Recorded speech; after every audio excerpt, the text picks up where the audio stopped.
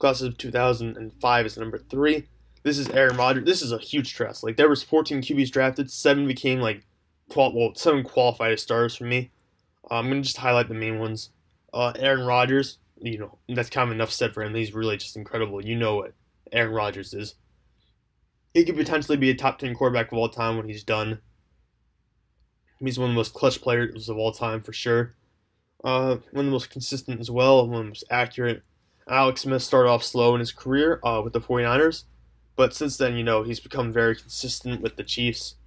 It's been a very good transition for him. Ryan Fitzpatrick has been on 7 different teams, but he started nine or more games for 5 of those teams. It's kind of he's kind of just a bridge quarterback, but he still like adds depth to the class.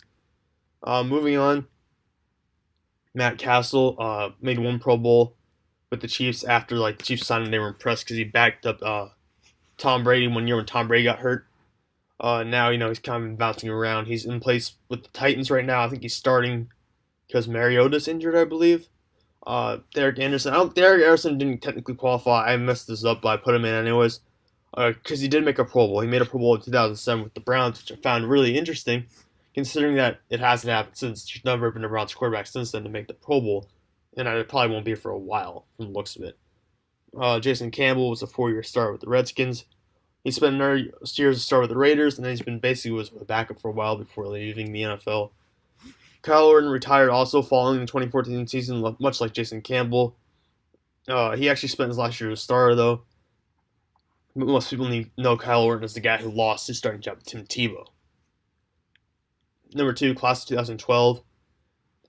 It's important to note that 2 guys are not included on this list. They don't qualify as starters. Nick Foles has 1 Pro Bowl, and Robert Griffin III has 1 Pro Bowl as well. These guys are obviously like important to the class to understand the full class and its potential, but like these guys are now kind of like out of the NFL or they're strictly backups. So it's like they don't have that long-term starting role. Guys who do the Ryan Tannehill. He's thrown for over 18,000 yards in his 5 years. With the Dolphins, he's currently missing the season, though. He tore his ACL. He's done for the year. Jay Cutler's playing for him instead. Kirk Cousins, ironically, was drafted in the same draft by the Redskins as RG3, with the intent of being the backup. Now he's a starter. He's probably actually a really good start, too. He made the Pro Bowl last year. He is a quality starter and a real NFL talent. Russell Wilson's been to 2 Super Bowls. He won 1. He's a 3-time Pro Bowler. He's got a really good record, but a lot of that's due to the Seattle's defense. Still, his scrambling ability is well known. He's one of the most versatile quarterbacks there is. He just needs to work on being a more accurate passer still. And Andrew Luck has also missed most of 2017. He hasn't played yet due to his own injuries. If he was to stay healthy, he'd honestly be he would be probably one of the premier young quarterbacks in the NFL. He just can't stay healthy. He still is a premier young quarterback. He just needs to stay on the field. He's a 3-time Pro Bowler as well. He could probably have 4 or 5 Pro Bowls. We just, didn't take so many. We just wasn't getting sacked so much that he calls the line is not the best, and also he needs to work to stay on the field. And number 1 is the class of 2004.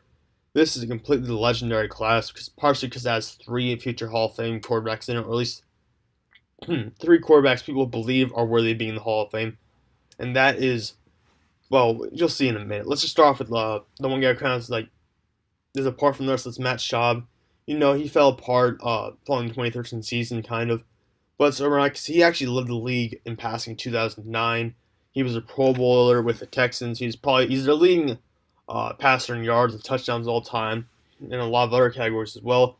But now he's backing up. Now I know he's a backup, I believe, in the NFL, kind of floating around. Still, he's a very good backup because he has a lot of experience as a starter. And he was a very good one. He went besides that 2013 season before that, he was actually a really good starter. He was a quality starter. All right, but now to the headliners. Philip Rivers. He trained under Drew Brees for 2 years before taking over the starting job for the Chargers. He's got 6 Pro Bowls. He's got several awards. He's 10th all-time passing yards as of right now, which is week 5 or 6 of the 2017 NFL season. He'll probably advance by the end of this year. 8th all-time passing touchdowns. And when you just look at what the rest of the things I have included here, he is a very, very skilled player who should not be underestimated. All right, next big guy, Eli Manning, two-time Super Bowl champion, two-time Super Bowl MVP. You know, seventh all-time in passing seventh all-time in passing yards and passing TDs. Very big deal. You know, not as good as Peyton Manning, but Eli is still incredible. Uh, I believe he'll be a Hall of Famer. He's a really good quarterback. You know, he's not having his best year right now. The Giants aren't in general, but you know, I believe he really is. You know, a Hall of Fame worthy guy with everything he's put together throughout his career. In the final, man, Ben Roethlisberger. Obviously, he has had some off the field issues in his career, but I believe he's the most certain to make the Hall of Fame from this group. He's a two-time Super Bowl champion. He's a five-time Pro Bowler, but he's also become more of like I know he's not having a good year. He just threw 5 picks to against the Jags last week, but you know prior to this, like last 3 years, he's been the most refined and best passer of this entire group. He's actually like another big thing like you have to look at for him is he like in the totality of his career. This includes playoffs. Uh, you know he is 139 and 69. That's the sixth most all-time wins by QB. Including playoffs and regular season. So he's tied with Drew Brees for the sixth most wins by QB all time. That's a very big deal. I don't think he gets enough credit for that. So you know, obviously this class of 2004 is just I believe by far the best, and they are the one who will come out on top of this. But we gotta think about where will the class of 2017 end up. We're not really sure. I can't really say. I mean, it's like been 5 or 6 weeks in the NFL so far. Uh, Not really something I can like not something I can even predict. But just a quick update, you know, Deshaun Watson's off to a hot start with the Texans. He'll probably be their long-term quarterback moving forward. Mitchell Trubisky just got his first start last week with the Bears. You know, he showed potential, but he didn't play great. The Bears are certainly hoping he's their quarterback of the future. DeShone Kizer just got benched last week for Kevin Hogan, who will be getting the start this week. Patrick Mahomes is sitting behind Alex Smith, and Alex Smith is having a good year. So are the Chiefs in general. So I don't believe we'll see Mahomes anytime soon. Davis Webb with the Giants, Joshua Dobbs with the Steelers. They're sitting behind Eli Manning and Ben Roethlisberger, two guys who are kind of getting older and fading a little bit. I don't know how good they will be as starters potentially, but you know for sure they're going to be backups for probably 1 or 2 more years. Nathan Peterman with the Bills and C.J. Beathard with the 49ers are two guys who I find very intriguing. They had pretty good preseasons and they look pretty good. And there's some hype coming out of their camps about these two quarterbacks, so I'm kind of like they're on bad teams. They're good backups. There's potential for them to eventually start. And there's Chad Kelly, who last time I knew with the Broncos, and Brad Kaya, who's now with the Panthers. They are like deep backups. Like I would not expect to see them play for a long time, if ever. You know, that's not saying they won't eventually become starters, but like you can't project that far ahead with what we've seen and what we know so far.